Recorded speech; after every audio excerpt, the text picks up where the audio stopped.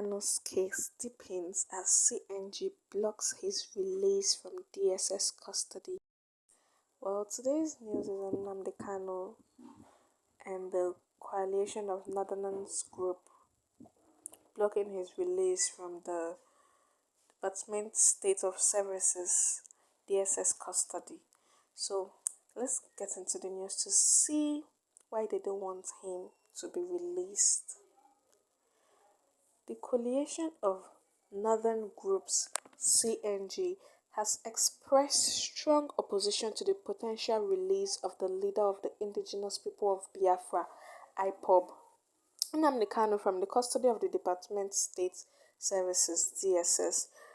The group has firmly condemned what it describes as terrorist tendencies exhibited by Kanu, particularly in his recent courtroom appearances. In a statement issued by the National Coordinator of CNG, Comrade Jamilu Aliyu Charanche, the group criticized Kanu's behavior during his trial at the Federal High Court in Abuja. According to Charanche, Kanu's conduct, including his outright disrespect for judicial authorities and aggressive rhetoric, poses a significant threat to national peace and stability. Charanche noted that Kanu's action in court, including insulting the prosecuting lawyer and demanding that the judge rescue himself, highlights a balanced disregard for the judicial process. By disrespecting the legal system and making inflammatory statements about the judiciary, calling it a shrine to injustice, Kanu has demonstrated contempt for the rule of law. His actions not only challenge the authority of the court, but also contribute to the growing tension and division of the country. The statement read: the coalition has been vocal about its concerns regarding the activities of IPOB, warning against the dangers of allowing such separatist movements to gain traction. The CNG has reiterated its stance that if the Igbo people genuinely desire separation, it should be pursued through peaceful and legal channels rather than violent agitation. The group cited the Kaduna Declaration, which called on Igbo people residing in northern Nigeria to relocate to the southeastern region if they wish to be part of the Biafra movement. CNG has consistently engaged with the Nigerian government, the United Nations, and foreign diplomatic missions to highlight the growing violence associated with IPOB. The coalition has called for international intervention to ensure that any potential separation process is peaceful and does not plunge Nigeria into another civil conflict.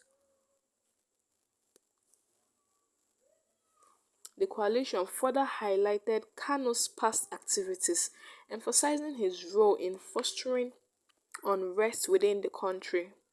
Nnamdi Kanu was arrested on October 14, 2015 and charged with treasonable felony and other serious crimes. Despite being granted bail by the Federal High Court in Abuja on April 25, 2017, Kanu fled the country after violating his bail condition.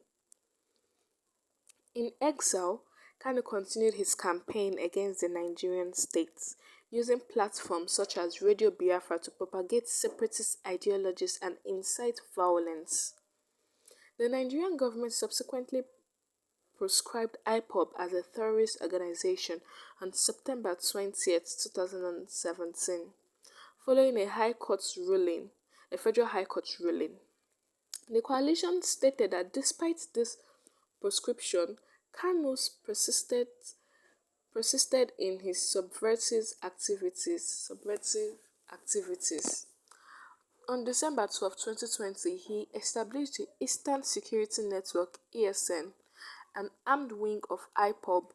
The ESN was reportedly involved in violent attacks targeting security personnel, civilians, and government infrastructure. The CNG also accused Kanu of hijacking the End SARS protests in October 2020. Mad. Why the protests initially started as a peaceful demonstration against police brutality, the coalition claimed that Kanu leveraged the movement of incite violence against security force and northern communities in the southeast.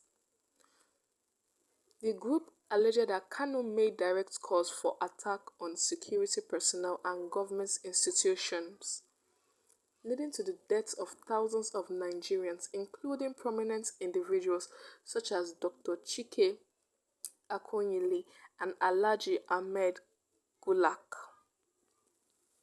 According to CNG, IPOB and ESN members are responsible for multiple violent incidents, including the destruction of police station, Independent National Electoral Commission (INEC) offices, correctional center, and private properties. The attack reportedly led to the escape of 1,841 inmates from correctional facilities and resulted in the loss of hundreds of security personnel. Given these developments, the coalition strongly opposes any demand for the unconditional release of Nnamdi Kanu. The group asserts that such a move would not only be unjust but would also undermine efforts to restore peace and stability in Nigeria. The CNG emphasized the need for the Nigerian government to uphold the rule of law and ensure that justice prevails. Releasing Kanu without due process would set a dangerous precedent, potentially emboldening other extremist groups to act with impunity.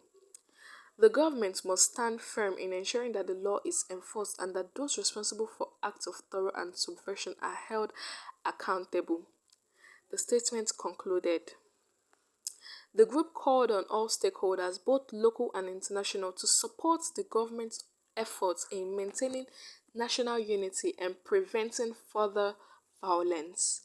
The CNG reiterated that any move towards national disintegration must be handled through diplomatic and legal processes rather than through violent agitation and insurrection. As the legal proceedings against Nnamdi Kanu continue, the coalition urged the judiciary to remain steadfast in delivering justice without external influence. They maintain that only by ensuring accountability for all individuals, regardless of their political affiliation, can Nigeria achieve long-term peace and stability. Well, my people, you guys have heard it. This is all we have for you today. Thank you so much for listening. God bless you. Have a wonderful day. Don't forget to like, share, and subscribe. Bye.